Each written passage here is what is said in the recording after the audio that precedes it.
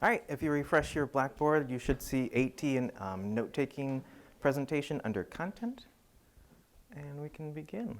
I will preface with this. I did this last year too.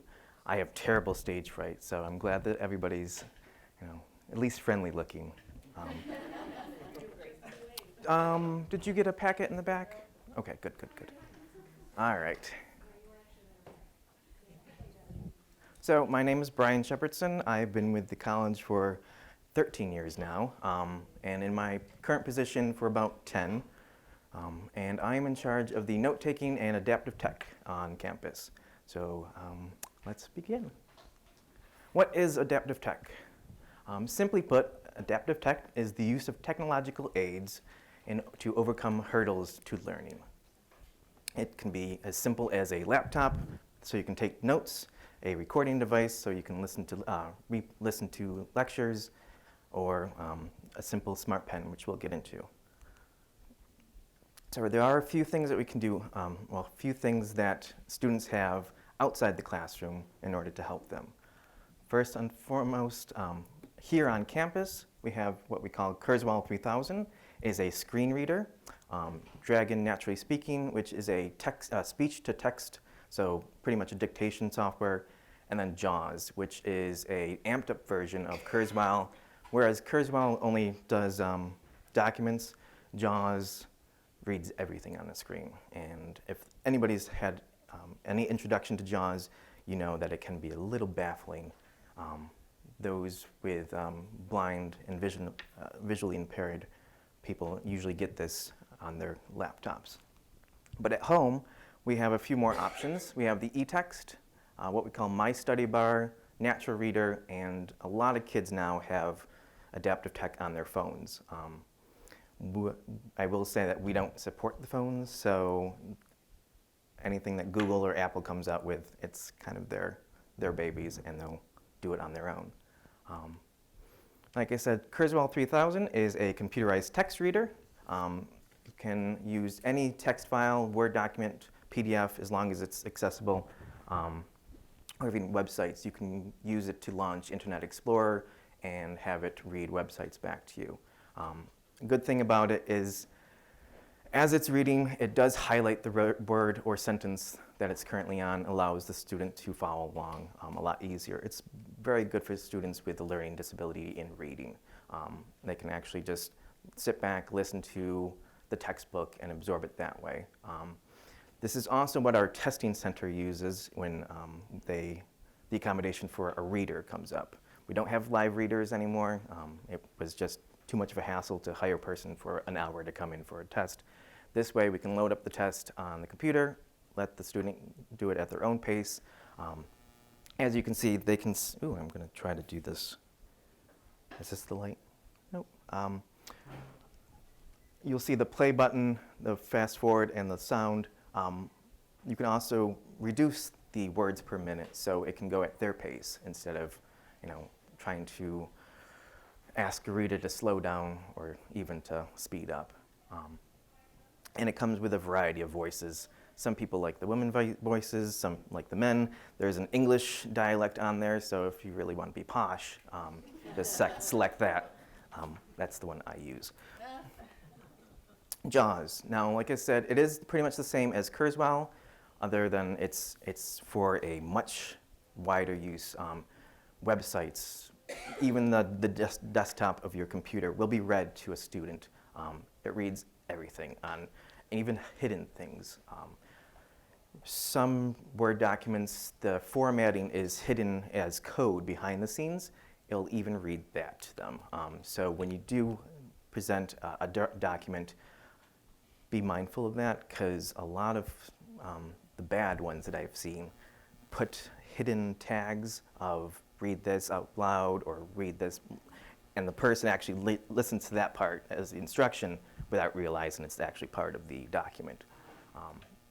I know that Dawn was here yesterday and you met her. This is the main way that she actually uses a computer. She reads she has it read back to her at a breakneck speed, which I ask her to slow down for me when she comes in, because I'm not that proficient in having a robotic voice come back to me. And usually the Commission for the Blind and Visually Impaired assists our students with getting that on their personal computers. We have a few instances here on campus, in our lab, the AT lab in our office, the testing center, and I do believe in the learning center now. And then we come to Dragon Naturally Speaking. I love this software. This is, if you know what you want to say in a document or an essay, you just don't like to put it down in words, if you just like to speak it. Hook this program up, you can bang out a 3-page essay in a matter of hours instead of what used to take me days. It's very good for our students with orthopedic impairments, broken hand, especially if it's their writing hand. We train them on this so they can actually continue on and not try to learn with their left hand. Some of us are very bad at that.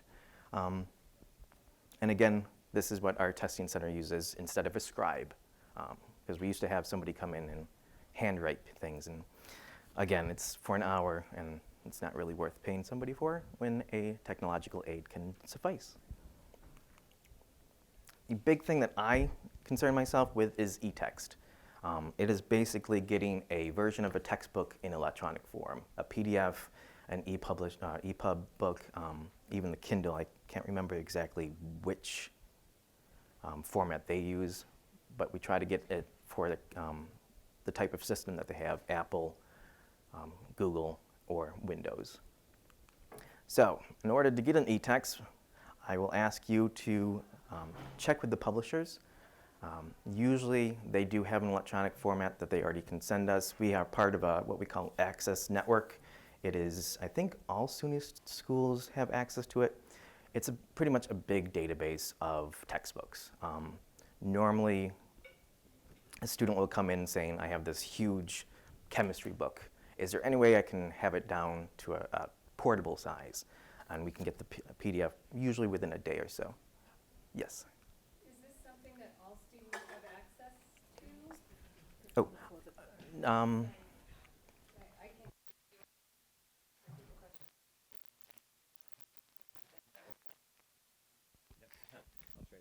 she's wondering if all kids or all students have access. Unfortunately not, because they have to be enrolled with our office in order to legally get the copy. They do have to purchase the book beforehand and bring in a receipt, and we go out to the publisher saying, they've purchased this in the hardcover edition, can we get it in electronic? Yes. What about Kurzweil? Can any student come to your office and use that software? Yeah. Not a whole lot of students know about. Repeat the question. Oh, she was wondering if anybody could use Kurzweil 3000 in our office. Ours is a small lab, but anybody's welcome. Just come on in. Like I said, they can use it in our lab. There are copies available in the library, and the Academics Computer Center, and the Learning Center has it as well. Where is it in the Learning Center? In the Learning Center, I don't know the exact rooms, but it's in the computer labs along the back wall. Yeah, and in the library, it's on the second floor in the reserves area. There's a bank of computers on the left as you come in that they have that. One of those computers also has JAWS, yes. So if it's a PDF, like if it's an open educational resource and you have a PDF, you can get eText with it. If it's a PDF already, that's eText already. A lot of the books that we get as eText are PDF. Occasionally a student will ask, can I have it as an EPUB, which is just an ebook version that can be loaded onto a Nook if they still have those around, or a personal reader. I thought I saw a hand over here. No? All right. Like I said, you can check with Barnes & Noble. They do have digital editions of their textbooks already for a vast amount of textbooks. So any student could get this. If for some reason, though, they don't, they could, an OAR student can come to us and we'll check with the publishers. The other big thing is if for English classes, if you have novels that you want your students to read, there is another service that we go through called Bookshare. I know that I've gotten the handmaiden's tale through this for our students, and God Grew Tired of Us. The past common reads have been available through this. Again, they would have to buy the book and give us a receipt. And if you do have like an older textbook and you want to see if we can get that on eText, contact me. I usually have some sort of resource to get it for you. And if all else fails, and as a bibliophile, I don't like doing this, but if all else fails, we actually despine a book and scan it. That's cutting off the end and running it through a high-speed scanner and uses optical character recognition. Please don't do that. Please. It hurts my soul. Now, yes? So, are you saying you can take just a regular, can I use the mic? I feel so official. I'm sorry, it's a huge question for me because most of my course material is inaccessible to people who need screen readers because I mostly have photocopy PDFs. So what you're saying is that there's a way to scan that recognizes the words so that it would be screen reader accessible? Yep, and at the end of the presentation, well, the last slide that I have is a resource that we go through Denmark to do that. So hold on to that thought for a Okay, moment. thank you. All right. Now, unfortunately, Kurzweil 3000 is about $1,000 a license, so your average student's not going to have it at home. What I usually do is any student that comes to me with a eText request, I put on their Natural Reader, which is a free version. It doesn't have all the bells and whistles of Kurzweil, but it allows at home for it to be read to you. All they have to do is highlight the text they want to read, hit play, and it's good to go. The other thing is the My Study Bar. A lot of students use this as, well, I use it as an actual highlight of what I want to read. It puts a box around a text if you need to. It reads back to you. And I can't remember the other things that it does, but those are the two main that I use it for. And again, Google and Apple have their own screen readers if you wanted to purchase them. Unfortunately, we don't support them because there's far too many, and that's Google and Apple's job. And I don't get paid for that. Inside the classroom, normally if a student has a need for a note taker or any in-classroom accommodation, the big ones that we go through is the digital recorder, the LiveScribe pen, and the note-taking. Digital recorders have come a long way from the old tape and reel. So these are the three models that we currently sign out for our office, and as you can see, it is no bigger than a hand. There's no moving parts on it. It is all digital, and it lasts forever. This particular model does, 68 hours worth of recording time, and this one does 3 hours less. And we usually loan these out. Some students want a copy or want one for their own. They're only about $100 nowadays. Last the entire semester, and I know that some teachers are worried about seeing them in classrooms because they don't like to be recorded. But I will say that at the end of each semester, when they hand that back to me, I go through and wipe everything clean from them. So don't worry about me having secret tapes on you. All right. No. And actually, if you want to turn to your second page, this is the actual loan form that I have them fill out in order to get a digital recorder. Yes? Is one of them better than the other, or is it just a 3-hour difference? It's just a 3-hour difference. It's usually what we can get best in bulk at a reasonable price. So we actually go through a company in New York City that fulfills our, I think it's B&H Video, if I remember correctly. And this is the form that they sign out, just saying, we provided you a startup battery, and it's all content must be erased by the time it comes back to me. Some kids don't do that, and I just spend an afternoon erasing 1,000,001 digital recorders. And we usually have it back to us the week after finals, just in case they want to keep that audio and study from it. Next big thing is this LiveScribe Echo Smart Pen. And we usually give them out in little packets with a charge cord and the pen. The pen is it's a little big and bulky, but this thing is a miracle. That first page I gave you, the only big drawback is you can't use a regular notebook with these pens. It has to be on this paper, because if you can tell, there are thousands and thousands of tiny little dots on there. And what happens is, as the student is writing, the pen is recording and remembering where on the page that recording is actually synced up to. So later on at home when they're going through their notes, can't quite remember what a certain line in their notes was supposed to be directing towards, they tap that, the pen remembers exactly what was being said at that point and picks up the lecture from there. Wonderful, wonderful thing. And when they hook it up to their computer, they can bring over their handwritten notes and the audio as one big PDF. So even though they have a notebook that we let them have at the end of the semester, they now have a digital copy of that as well. And again, yes? Oh, and I have one, and I even have the handwritten converted to text.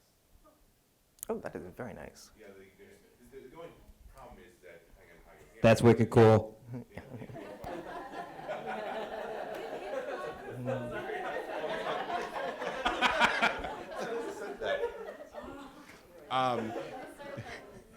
The one thing I noticed was, as you're writing the notebook and as it transcribes from the handwritten format to text, it's going line by line. So I hadn't gone far enough to see if you can then, if you're trying to write a paragraph or something, if there's a way for you to sync it up so it's more fluid rather than just your handwriting. But it is really cool for those, like I can't type as fast as I could write. Oh, and I don't know if it would be very good for me. I type everything because I should have been a doctor.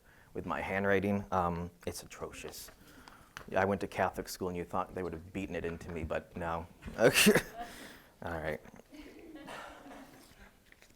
So the next thing that we go over is note-taking. Now this is my baby. This is where I like to shine, and where you and I have probably butted head once or twice. I will go over the process because a lot of our students don't know it, and I want to share it with you just so you guys have an understanding of it. When they come into our office at the beginning of the semester, if they have the note-taking accommodation, they get their green sheet. On the front lists all the rules and regulations for it. On the back is their form that they fill out. This has to be on file with us in order to get notes. I don't know where the notes are going for unless I have this. And once they turn this in, they get the lovely gold form. Now, I know a lot of you have gotten one of these in your lifetime. This is just basically given to the professor saying, here, I want a note taker for this class. Give it to a note taker, and they bring it back to me. And then we hire them out at minimum wage. If for some reason 2 weeks have passed and I haven't heard hide nor hair from a professor or the student, you might have gotten one of these angry orange letters, as I call them. It's not meant to be mean, it's just meant to be attention grabbing. And this is just pretty much covering our bases. A lot of times a student will go to class that first day, think that they need a note taker, sign up for one, and then later on that week say, you know what, this class is going to be okay without one. And that's perfectly fine, I just need to know that. And a lot of kids don't tell me that. Yes? Oh. How have you guys done this all day? I am sweating up a storm. I know I'm nervous, but I have a question. Is there a policy in regards to a student that has requested a note taker that doesn't come to class? oh, yes. I'm trying to remember, where is it? The student does not come to class. Yeah, no taker gets come. Usually that's flagged in Starfish, Laser Success. And as of right now, I'm not part of that, but hopefully in the upcoming semesters I will be.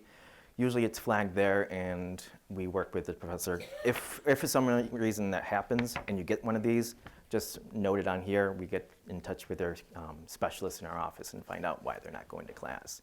It is not to be a substitute for them going to class. And I'm trying to remember exactly where it is. Thank you. Thank you. I couldn't remember which one it was. Yes. I just lost it. Oh, I know for me, this has always been difficult, because my students write all over homework and they do stuff. It's not where they just sit here and take notes. It's like they're writing on their own personal stuff. Mhm. In situations like that. In situations like where they're just writing on every piece of paper that you give, it really depends on the class. As you can see at the bottom of the green sheet, any online ASL student or ASL class, some English classes, we've kind of decided that just due to the nature of the class, a note taker is really not feasible in there. I know for the ILS, that they get this huge binder at the beginning of the class and to fill that in. We'd say that's sufficient notes. But if you do come across that, we try to work with What I any. always do is I tell them they can record it. Yes. And if, like I said, if push comes to shove, they have the live scribe or the recorder. We have more than enough now that we can probably give them to all of our students if we wanted to, but I'm not going to say that out loud. All right. Excuse me? Yes.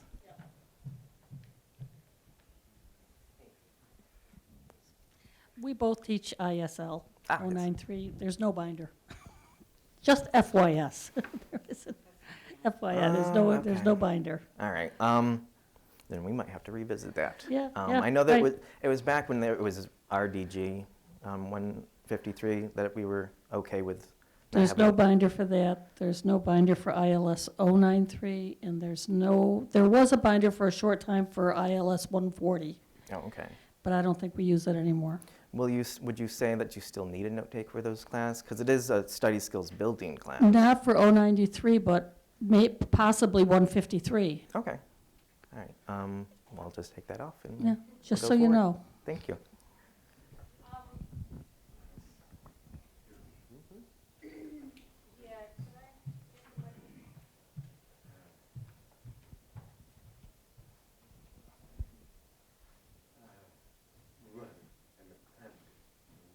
I was an end user for note-taking services. In other words, when I was at law school, they would provide me with note takers.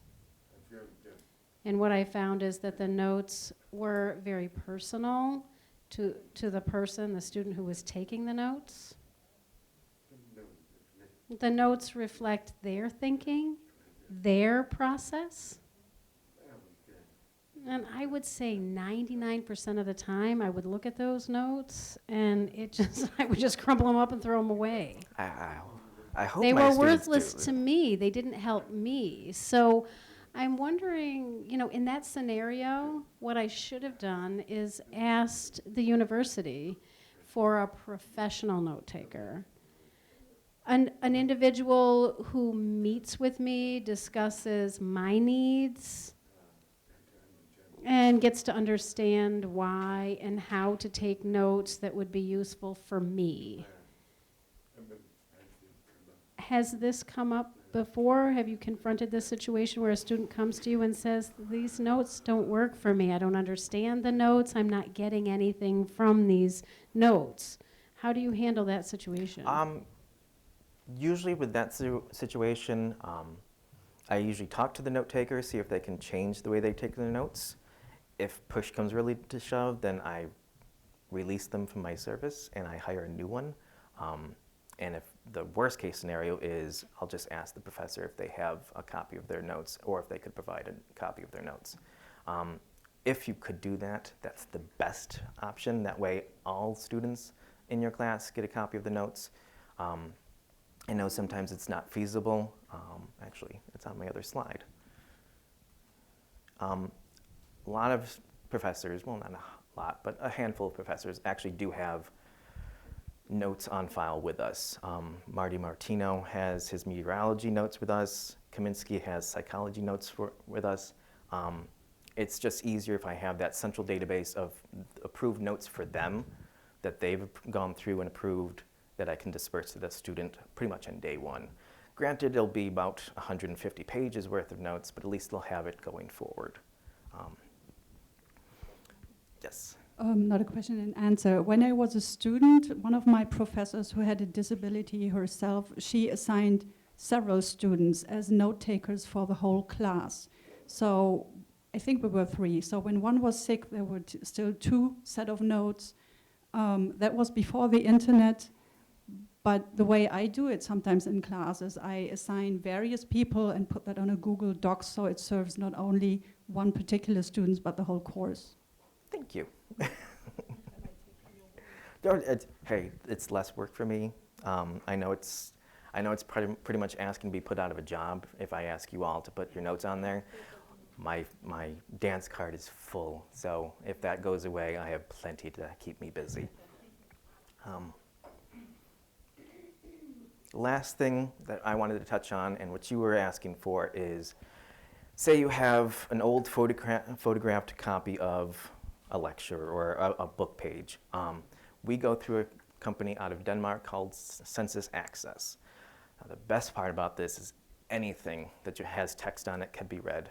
A JPEG, an old PDF file, even a website. You can submit the URL, and they'll spit back an accessible version of the text. Great for online courses. I know that a lot of professors like to just put a PDF of a scanned book page on there. Not very accessible, and it has that grainy kind of texture to it. Put it through Census Access, it'll spit out plain text to you as an email.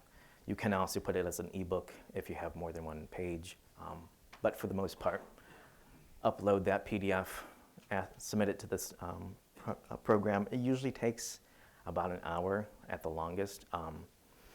If it's a multi-page book, if it's like a book, it might take a day or so, but they're very good on their fast turnaround. In fact, we had a syllabus come to our office today full of text in bubbles and colors and not very accessible whatsoever.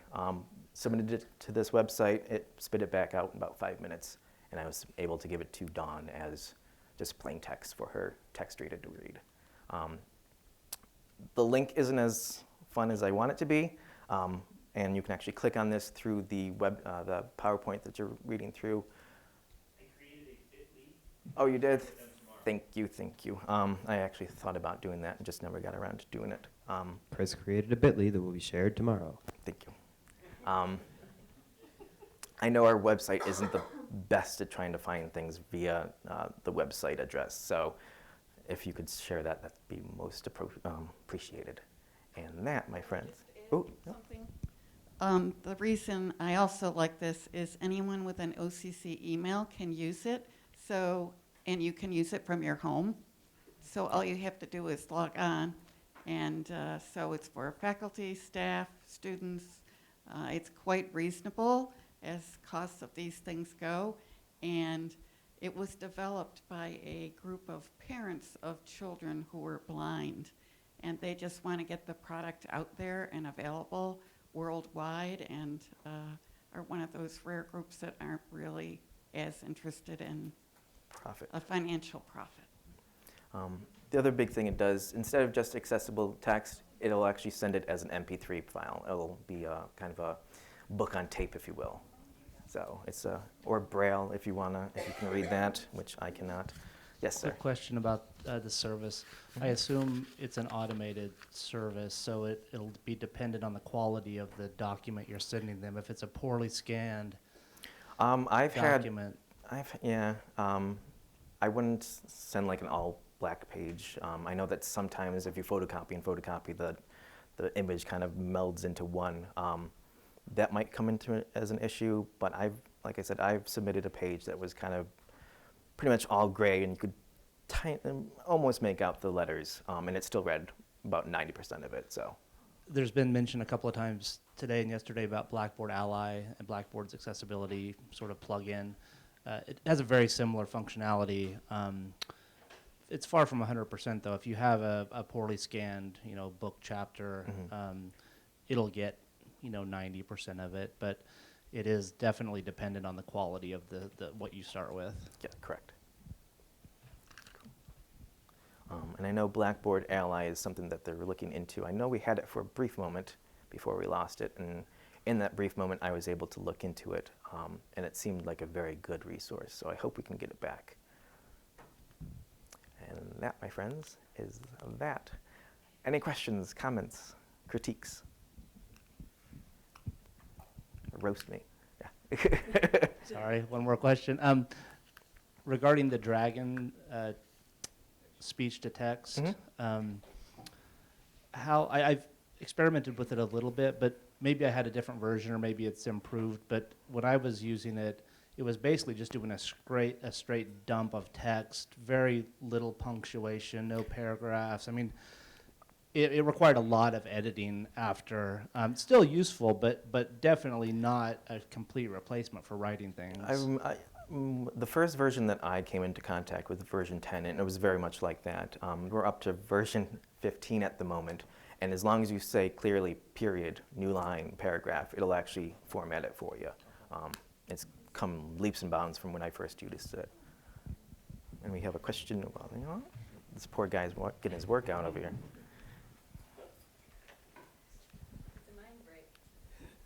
I actually use Dragon, and there's different versions of it also. So in the beginning, like there's just like a phone kind of dictation function that's not that good. But if you get the actual software, and it does cost some money, but if you get the actual software, there's different levels also. There's a student one, there's a professional one, there's actually a medical one now for medical terminology and so. And even with my accent, it trains itself. It has gotten used to my accent, and it trains you in the beginning also to say, you can actually like say go back if you wanted to go back. You can use it totally hand-free, period, space, capital, letter, and all that. So it's, I think it really has improved a lot, but it also depends on which version. Yes. There is, with the newer versions, you can actually control windows with it. You can say open start menu, and it'll pop up the start menu. But That technology, just to let all of you know, I'm sorry, the interpreter speaking. That technology, Dragon Speak, it is not accessible for deaf people. I've tried speaking into it, and it comes out with cursing. So it does not work for me. So just to know that it's good for people who are hearing, but it doesn't work for deaf people. Am I right? Yeah, it doesn't work for deaf people.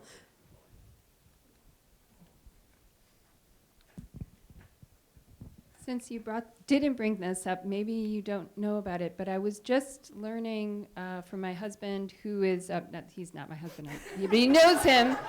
My husband, who works with someone who's deaf, who we both know, who his wife is interpreting for, who has an app on his phone, so that he was having a conversation with my husband, who doesn't know sign language, and he was able to communicate through the app. It basically converts a video of sign to spoken speech, and That's fantastic. and then spoken speech to printed text for him to read. Have you heard of it yet, Michael? Wait a minute, who is he? Jay Regmi has the app on his phone, and he was in a meeting. And Jay was talking with your husband? Yeah, through the app, through the app. That's really cool. It blew So my your mind. husband was speaking, and it was coming out as text? Yes, And then Jay would read it, yes. then how did Jay? And then maybe he was texting into the phone rather than signing. He might, okay, Zena is confirming, yeah, okay. Yeah, they have not come up with technology to convert sign language to text. Bummer. Okay. That's the next mountain to climb. $1 million idea if anybody has it. Multi-million-dollar idea if anybody has it. What am I doing here? I know we have one more question from Ms. Tina.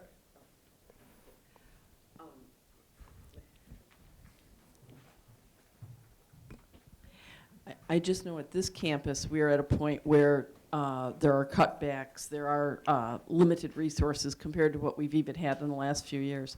what can we do to make your job helping the students easier, including the fact that when we see what you do from this angle, it makes those little sheets of paper an awful lot more important when they show up. And I've known that, but what do your ideal faculty do to make your role helping students better? Having a book that's already available in digital format, providing notes as PowerPoints on Blackboard. Those are the big main two that I deal with.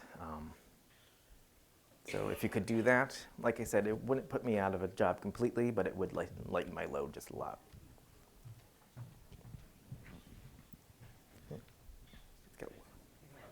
I've never had this many questions. I just wanted to make a comment back to what you were talking about, the translation. A friend of mine works for a company that does live translation of sign language for someone who needs it on demand through a web application. So you can have it on your smartphone, you dial up the service, and then she gets connected to whoever needs the service, and then she does it. I don't remember the name of the company, but it very well could be. I've seen her here on campus actually a couple of times. I don't know if you guys participate in the service, but I know it's a private company that does offer that type of service. That is a subscription service. For example, we have that at the hospital. And I know that for some people, that's really helpful. So for example, if a person is coming to the hospital as a patient and would prefer a more confidential interaction, they might ask for the video relay service. But there's also an issue, as I understand it, and Michael can say way more about this, but if you get an interpreter from California, they might not know the regional dialect, and so it might not be as precise. So I don't know if there's more that you want to say. Well, American Sign Language is standardized through our country. However, there are regional differences, regional variations. So VRI, the interpreter could be from Arizona, and then here some of the signs are different, like in an emergency context. That can be dangerous. The need for speedy resolution bumps up against the ability of the deaf person and the interpreter to understand each other. So I tell hospitals it's better to have a policy where you retain a live interpreter, a local live interpreter, somebody who's familiar with the regional variations in our area. And that would be, that they can sign effectively and efficiently. But in places, for example, Idaho, or very rural areas, sometimes it's impossible to get an interpreter. Then the VRI is a necessity. It's a logical means for providing access, even though the nearest interpreter could be several hundred miles away. But no, I hadn't heard of that video relay.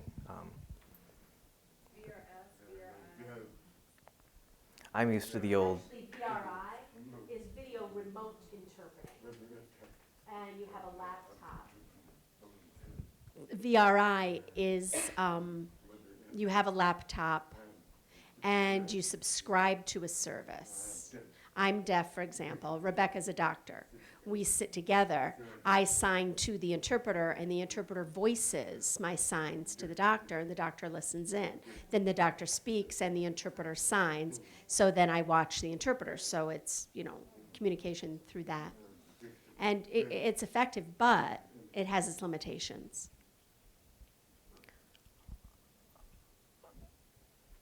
I remember the early days of the old TTY phones. I used to work in tech support, and trying to do a relay telephone call with a customer, trying to help solve their internet problems.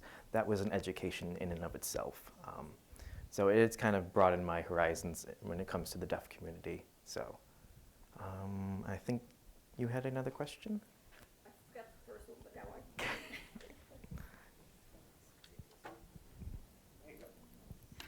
I forgot the first one. But out of curiosity, what do they have now in terms of the TTY phones?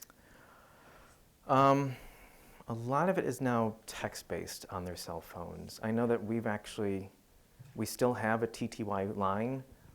It has not rung in at least the past decade. Back when we were in the basement of Gordon is when the last time that actually rang. More than likely, it is a telephone service. You will pick up the phone and you'll hear somebody say, "This is so-and-so from Relay Service. I have a customer of yours on the line. Have you ever done this before?" And it's a very staggered back and forth because you always have to say stop or end after your sentence. Wait a minute and then get the response. It's a lengthy process, but I like it a little bit better than the TTY because it's not spitting out a printed receipt.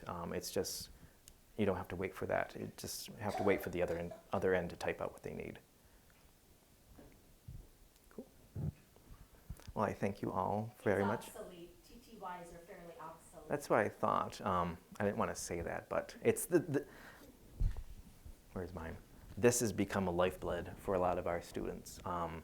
Having such an amazing piece of equipment in their hand that can help them with anything or everything has become a great boon. And when I was in college, these were the old bricks. They were the Nokia press 9 to get S. So having this has become, Dawn uses this pretty much on the regular. This is her computer when she doesn't have her big laptop out. Technology has become so ubiquitous to our services that most of our services now are based off of it. Whereas we used to have, if we wanted to test read, someone would have to sit down with a tape recorder and read the entire test out. I think we still have a few of those cassettes down in the basement. I think we actually have one from the psychology department, but I won't say who. Cool. Well, thank you again. And I do hope that the heat does go down. I've been in here, an hour, and I feel like I've lost about 5 pounds in sweat.